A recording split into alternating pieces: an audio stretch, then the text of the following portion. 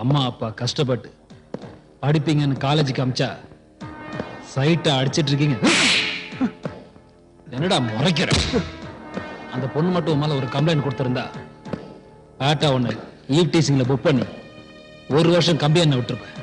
அப்புறம் உன் காலேஜ் நீ படிப்பு எல்லாம் அவ்வளவுதான்டா.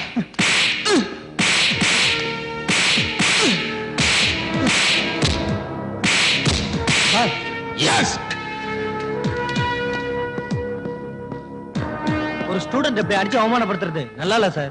ஸ்டூடெண்டா இருந்தா நல்லா இருக்கும், ஸ்டூபிடா இருந்தா இப்படிதான் சார். அவங்க அப்பா கூட அவனை அப்படி அடிச்சது இல்ல, அவனை போய் இப்படி அடிக்கிறீங்களா சார்?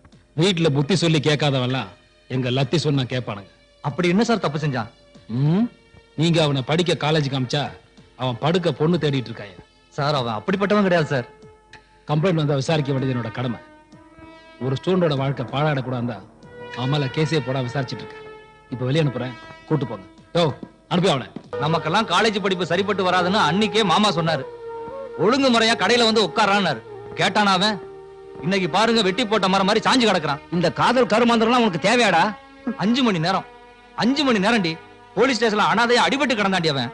அச்சச்சோ, இவன் இந்த கோலத்துல பாக்கும்போது என் மனசு என்ன பாடுபடும் தெரியுமா? இல்லடி, இவன் அனுபவிச்சதுல பாதியாவது அவங்க அனுபவிக்கணும். சொல்லுங்க, அவன் யாருன்னு உங்களுக்கு தெரியுமா? தெரியும், போட்டு வந்து சொல்லுங்க.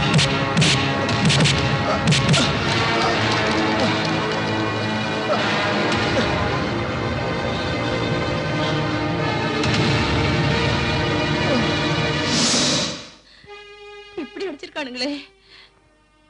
பாத்தியாடி, உன்னால என் மகன் உயிருக்கே ஆபத்து வந்துருச்சு. என்னால ஒண்ணும் இல்ல. ஒன்னாலதான் நான் அப்ப சொன்னல, நம்ம குடும்பத்துக்கு அவங்க குடும்பத்துக்கு ஆகாதுன்னு சொன்ன. கேட்டியா நீ?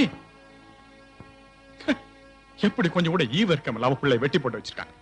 அவனுக்கு மட்டும் ஏதாவது ஒண்ணு ஆகட்டும். உங்க மகனுக்கு இப்படி ஆயிடுச்சுன்னு சொல்லிட்டு இவ்வளவு வருத்தப்படுறீங்களே.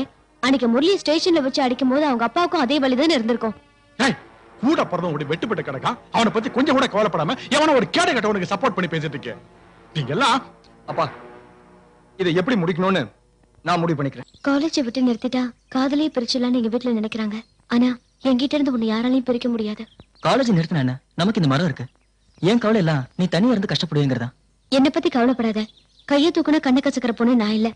கல்யாணம் நடந்தா அது உன் கூட தான். இதெல்லாம் காதல சகஜம். இதெல்லாம் தாண்டிதான் நம்ம ஜெயிக்கணும். என்னால உனக்கு எவ்வளவு வேதனை, எத்தனை அடி.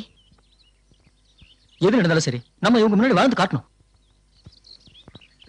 எங்க அண்ணனை நினைச்சாதான் பயமா இருக்கு. நான் இங்க வந்தது தெரிஞ்சா என்ன விட்டுறதை விட உன்னதாண்டா வெட்டுவான். உங்க அண்ணன் மட்டும் இல்ல, எங்க அப்பனும் அதே முடிவுல தான் இருக்கான்.